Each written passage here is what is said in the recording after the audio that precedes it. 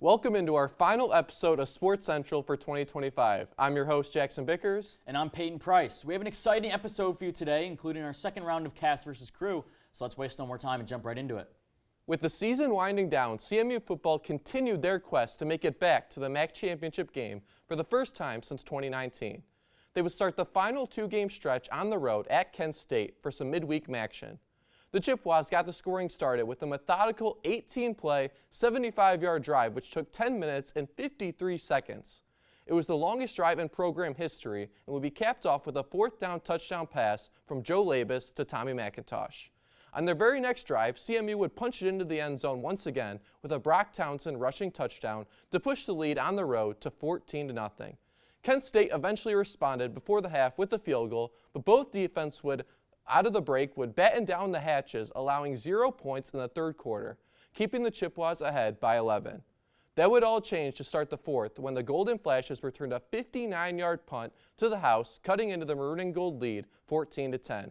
That Kent State score would wake up the Central offense as they marched down 75 yards down the field in just 10 plays, where Townsend would score his second touchdown of the game, putting the Chippewas back in front by 2 scores. Shortly after, the defense would come up with another huge fourth down stop, allowing the offense to get the ball right back on the Golden Flashes' 24-yard line. From there, Labus connected with tight end DeCorian Temple for his second career score, sealing the Chippewa victory 28-16. The victory would keep the Maroon and Gold in the hunt for a MAC championship bid. However, they would need some help from other teams within the conference. Unfortunately for CMU, with an Ohio victory on Friday, the Chippewas were eliminated from the championship game. Despite the bad news, it didn't stop the Maroon and Gold from honoring their 27 seniors on Saturday as they hosted Toledo to round out the regular season. It was a grind in the elements as both teams played through heavy winds and light snow, but it would be the Chippewas getting the scoring started late in the second thanks to senior kicker Cade Graham, who notched a field goal before the half, giving the Chippewas a 3-0 lead over the Rockets. Unfortunately for CMU, those would be the only points of the contest, as the Rockets scored 21 unanswered points in the second half, the freezing Chippewas at home 21-3. The loss ends a very successful first year under head coach Matt Drinkle, who had the Maroon and Gold finish 7-5 overall and 5-3 in Mid-American Conference play. This isn't the end, however, for the Chippewas, as they look forward to their first bowl game appearance since 2021, which will be announced on December 7th. Speaking of Mount Pleasant football, the Mount Pleasant High School football team has had a very exciting year in 2025. The Oilers have gone a perfect 13-0 and have marched their way to the Division III championship game at Ford Field, where they took on the undefeated DeWitt Panthers. For more on the game, we head to Austin Shattuck. Of the high school football season here in the Isabella County area, the Mount Pleasant Oilers suffer a close and narrow defeat, 20-54 to the 13-0 DeWitt Panthers. The Mount Pleasant Oilers fall to 13-1 on the season, but it was a great season that compared a lot to the 2011 campaign. Austin Shattuck, Eli Johnson had the call tonight at Ford Field for that close loss, and there was a great game from the DeWitt quarterback, Trav Moore. He's a senior leader for the DeWitt Panthers, and 26th-year head coach Rob Zimmerman, who has led his Panthers to 2 Division III state championship wins in the last 5 years, in 2020, the COVID year, and now this year in 2025. And they are led by their senior quarterback, like I mentioned, Trav Moore. He finished with 32 rushes for 397 yards and 4 for 8 for 64 yards and a touchdown. 5 total touchdowns on the day. He found his receiver, Jaden Bender, in the end zone once, but his running back, Tyler Bayshore, found the end zone once as well. And then Shannon Ridley ran it in for 10 rushes for 101 yards and 2 touchdowns on the night. It was a great effort from the DeWitt Panthers. And as for the Mount Pleasant Oilers, they had a great season, 13-1 on the season. And they beat Midland Dow. They beat everybody except the team they lost to today, and the DeWitt Panthers. 13-1 season. They beat Midland Dow. They beat Midland. They completed the Saginaw sweep, beating Saginaw United and Saginaw Heritage, my alma mater. And their season compared to 2011 a lot, because they beat EGR and they were here taking the L in the state championship game. That'll conclude the high school football playoff season with the Mount Pleasant Oilers going 13-1 on the calendar year, highlighted by their junior quarterback, Xavier Frazier. We'll be back next year on Buck 92.3 and Buck92.com, where country legends live. It certainly has been an exciting year for both Mount Pleasant football teams. Moving on to the hardwood, the Central Michigan men's basketball team looked to rebound in Andy Broncomo's first season as head coach after a loss to Bradley with a pair of games in the St. Pete Showdown. They would start by squaring off against South Alabama, who gave the Chippewas some trouble with a zone look. Because of this, the Chippewas fired 44 triples in the contest, connecting on 24 of their attempts. However, this wasn't enough as the Chippewas' late comeback was cut short in the Sunshine State, 66-64. Logan McIntyre led the team with 21 points and 7 made three-pointers, while Nathan Clairbout collected a 12-point, 14-rebound double-double in the loss. CMU came back the next day looking for revenge as they faced the Coppin State Eagles in Game 2. The Chippewas took control with an early 10-0 run and never looked back, dominating the game 82-59. Nathan Clairbout led the way with his second double-double in the Sunshine State, recording 20 points and 11 boards. After the victory, the Chippewas would leave the warm weather and return to McGurk Arena to take on Northern Kentucky. Unfortunately, the Norse aggressive defense was too much for the Chippewas, who fell at home 90-66. The Maroon and Gold would then face their biggest road test to this point as they traveled to Milwaukee to face off with Marquette. The Chippewas fought hard with the Big East opponent, trailing by just 5 at the half. Unfortunately, a strong second half from the Golden Eagles forced the Maroon and Gold out of Milwaukee with an 85-71 loss. Finally, ahead of Thanksgiving break, the team looked to get back on track against in-state opponent Adrian. The Chippewas got off to a hot start against the Bulldogs and never let off the gas, blowing past Adrian 112-67.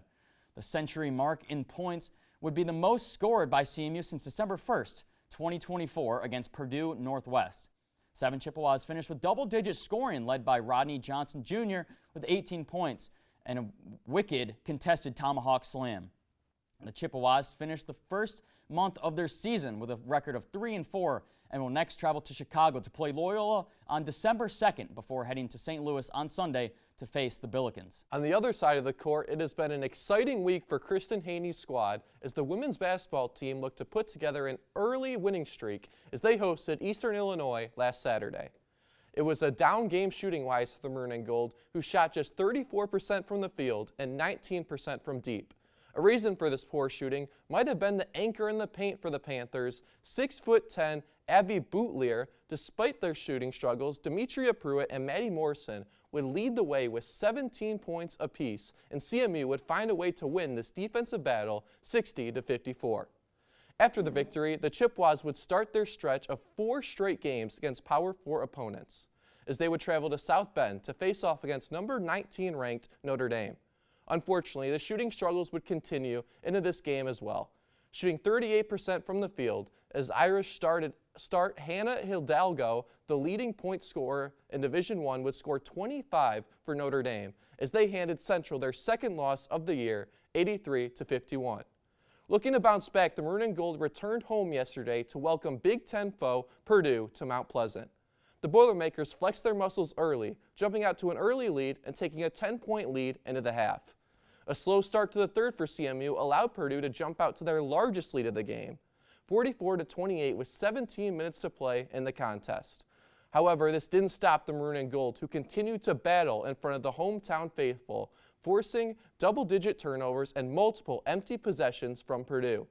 This allowed the Chippewas to slowly claw their way back with less than a minute left to tie things up at 55. From there, CMU turned to reigning MAC Freshman of the Year, Maddie Morrison, who would bury the go-ahead 15-footer with 25 seconds remaining and with one final defensive stop, stun the Boilermakers at home 57-55. Ayanna Sarai-Darrington led the way offensively with a season-high 16 points, while senior captain Taylor Anderson cleaned the glass with a career-high 13 rebounds and came up with 2 massive momentum-shifting steals. It was certainly the defense that got this done for the Maroon and Gold, who held Purdue to just 5 points in the fourth quarter compared to CMU's 14. This is Central's first win against a Big Ten opponent since 2018 when they beat Ohio State in the NCAA tournament, and the first Power 4 victory in the regular season since the Chippewas defeated Vanderbilt at home in 2017. Central will look to carry this momentum to Ann Arbor as they take on number 6 Michigan on Wednesday before traveling to SEC country to face number 16 Kentucky on Sunday. That'll wrap up our coverage of CMU sports for 2025. Congratulations to all of our fall athletes. Looking forward to what an exciting 2026 brings for our winter and spring sports. After the break, we will get right into professional sports, including an update on the current state of the UFC. When I arrived in the U.S. at 19, I struggled to find job opportunities without a high school diploma. Everything I have, my education, my career, my marriage, I owe to the Adult Literacy Center and my teachers. Your achievement has set an example for so many students. Most importantly, your daughter. Education was the key that unlocked all my opportunities. When you graduate, they graduate. Visit finishyourdiploma.org to find free. People tell me how lucky my daughter is to have been adopted. But really, we're the lucky ones. Learn more at adoptuskids.org.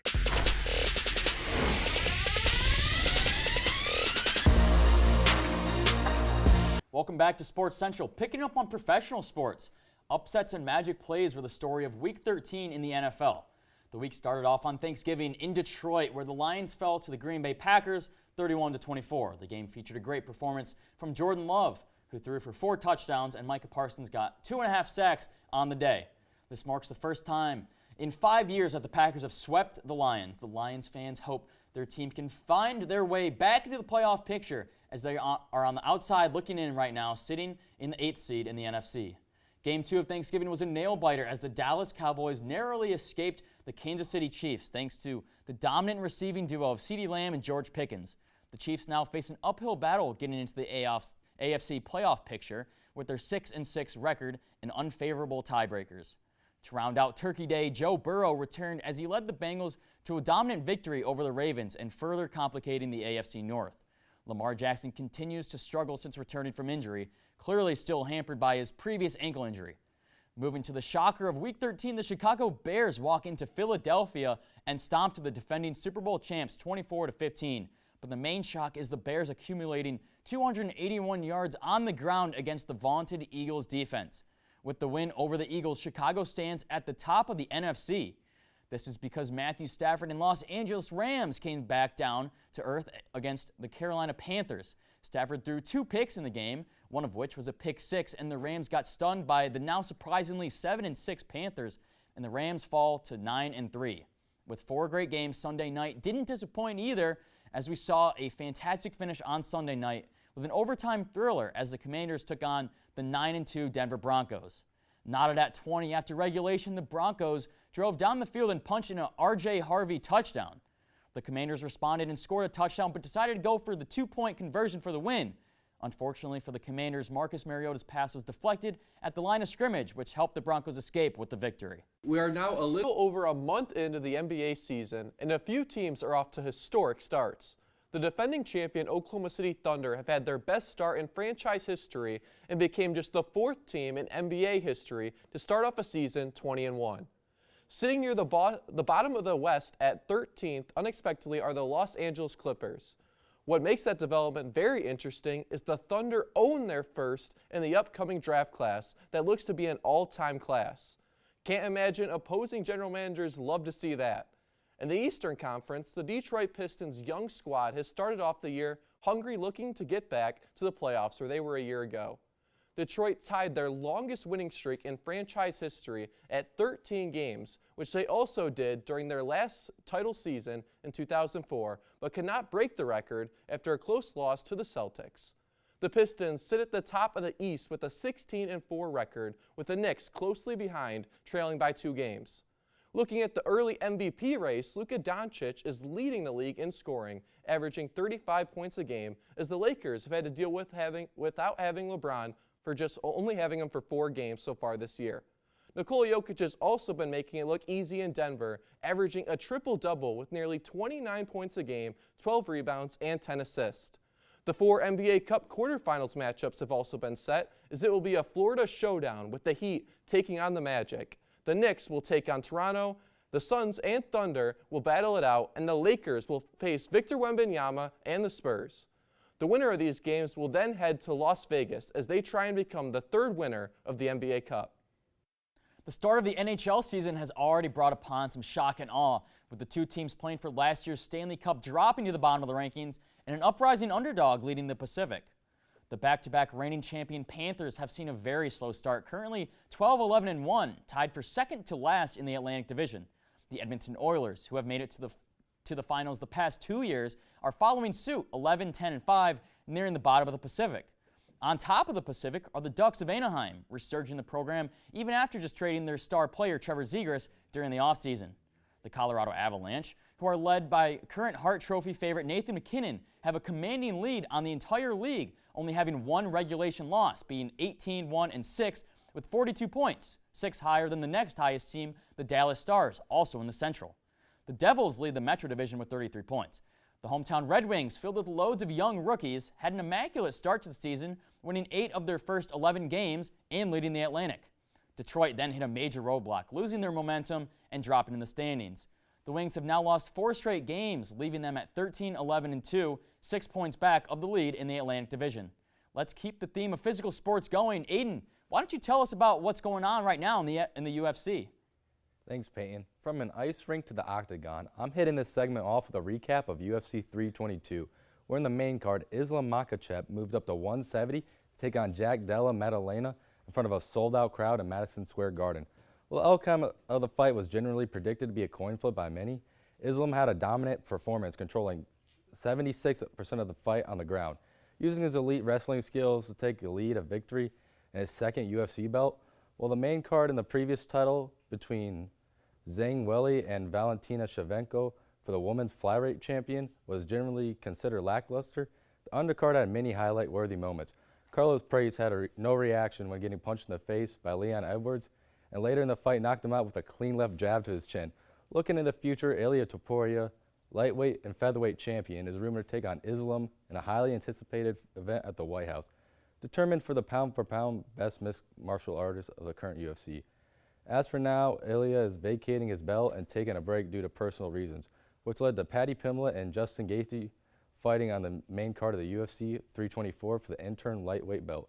Along with the title fight, other hugely anticipated matches include Kayla Harrison versus Amanda Nunes for the women's bantamweight championship, Sean O'Malley looking for a big win against Yadong Song after coming off a disappointing loss against Merab in his last fight, and Derek Lewis fighting Waldo Cortez Acosta for the heavyweight fight. And that's all for the combat world right now. After the break, the cast looks to bounce back and get the victory in the year's second rendition of the Cast vs. Crew.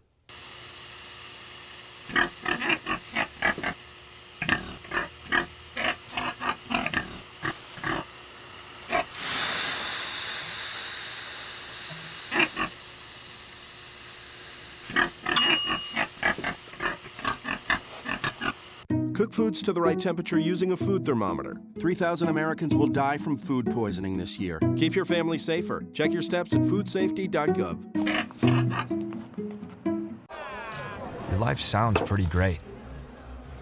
Don't let a buzz ruin it. Buzz driving is drunk driving.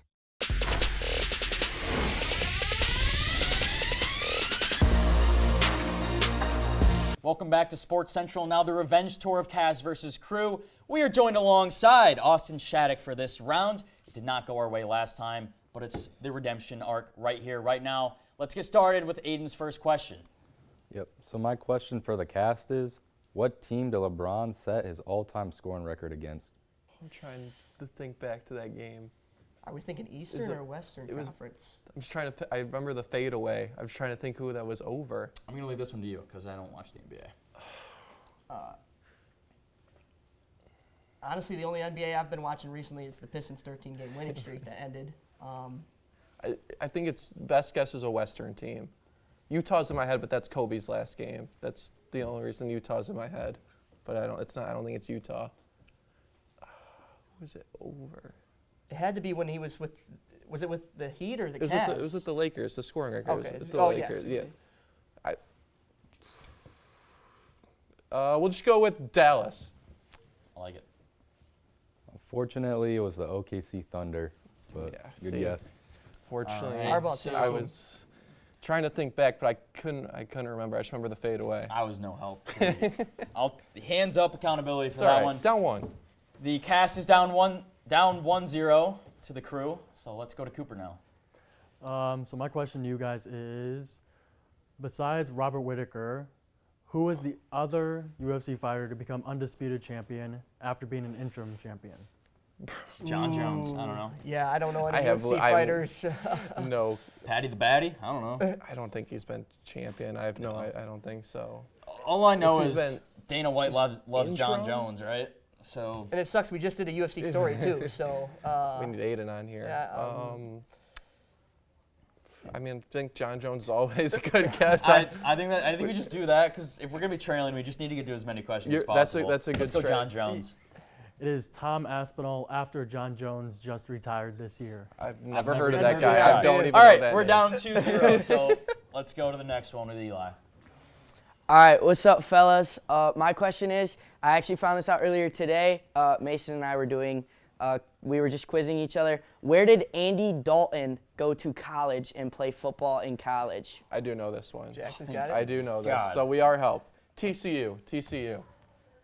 Yep, that is right. So you guys did get a point. Also shout out Nathan. Shout out Nathan. Ooh. Yeah, we can hear was Nathan good. from. Yeah, we can hear him from the control TCU room. love.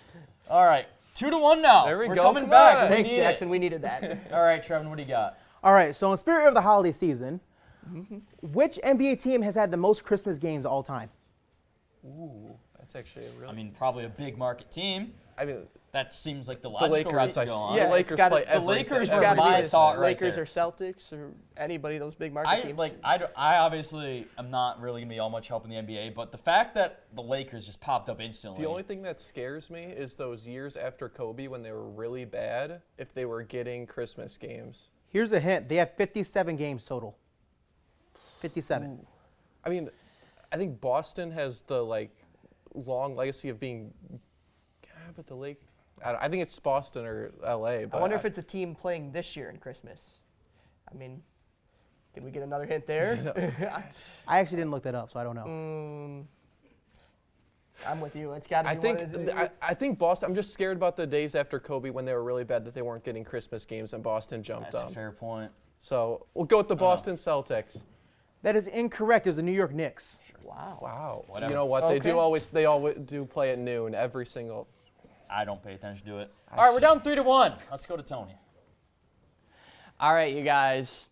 So my question for y'all is, in 2021, which NBA player dropped a 50-pointer without having a single free throw attempt? And I will give you guys options, all right? So A, Damian Lillard, B, James Harden, C, Jamal Murray, or D, Ja Morant? I want to go with James Harden here, but There's no way. There's just no way James Harden went 50 points without a free throw. well, he shoots a lot of threes, and you don't usually get fouled behind the three-point line. Yeah, but so- he's the ultimate foul baiter. My What was the hunch third was- option? Jamal Murray? Yeah. yeah. My hunch was Damian Lillard, but again, He shoots a lot of keep threes. me- Initially, I Keep me I out was of the thinking NBA Jamal questions. Murray. Just the name, because I feel like all those other ones, you're not just gonna throw Jamal Murray into that four. but maybe he wants you to think Yeah. that. It's another tricky NBA question, and Peyton's out of it. Again, I mean- That's the strategy. Is just take me out of it from the start. I mean, Harden's got enough 50-point games. I can't see him going one without shooting without making a free throw. I think that is true. And Ja drives to the rim too much. Yeah, so I would say he's out of it. I think it's Jamal or Dame. Go with your hunch. Let's go Jamal Murray. Jamal Murray? You guys think it's Jamal Murray? Yep.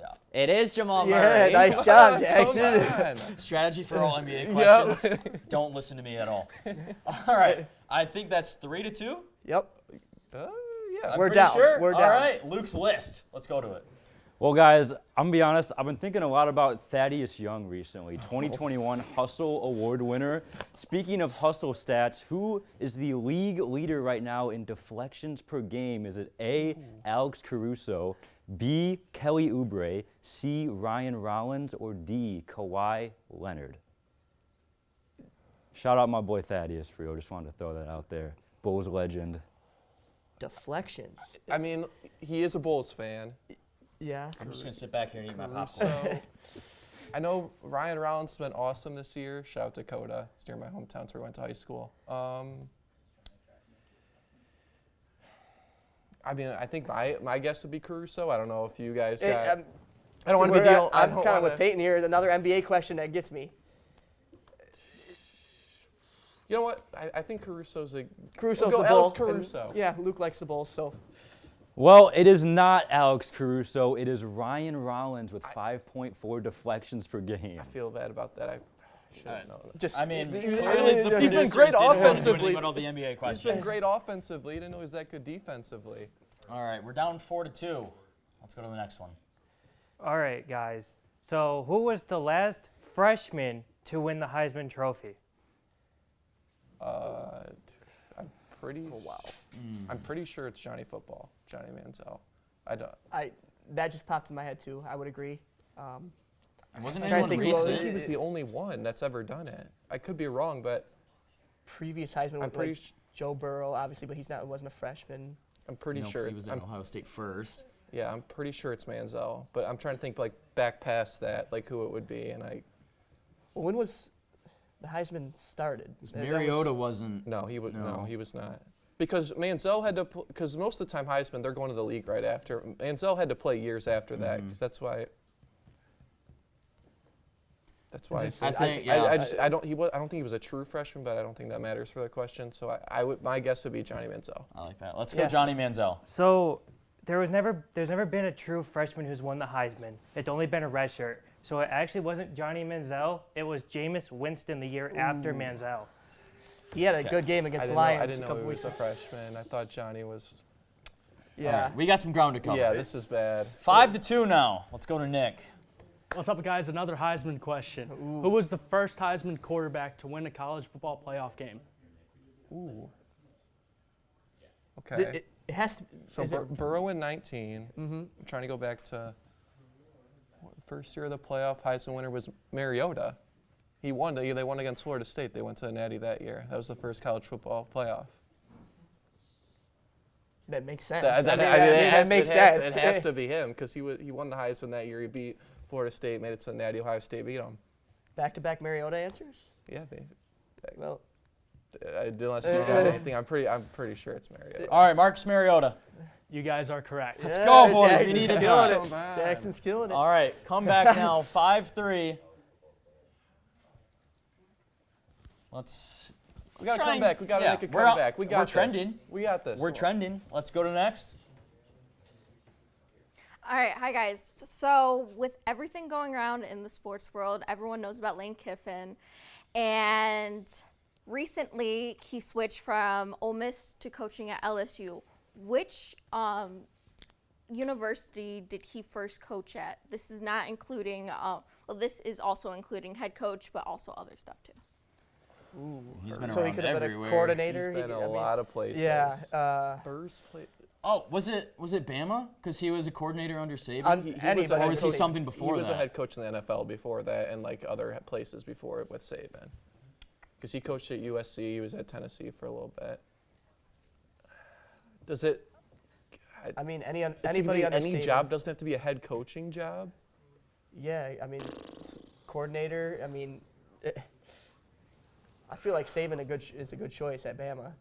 Yeah, but that was in like 2012. Like he was a head coach before that.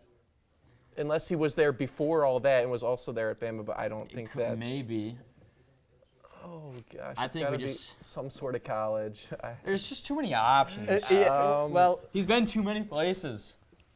All right, let's just quickly shoot it. He was at USC at one point. I think USC could be a decent guess. Maybe he was the OC there too. Austin, do you want to go... Or no, maybe you guys throw out something. Go. I feel like All I've been right, throwing out the guesses. You throw out Alabama? something. Yeah, let's do that. Let's do Alabama. You have your pick. All right, so it was actually Fresno State, the college that he played quarterback in. So. Fresno, dude. Fresno State. Would never guess that. No No. shot. All right, that's 6-3. Better than last time. That is way better than last time. Way better. I think maybe if we didn't have so many NBA questions, might be a little bit more fair. But I mean, if they want to attack the weakness here, hand up there. It's all good. All good. Well, that concludes our final show for 2025. We'll be back in 2026. Once again, this has been Sports Central.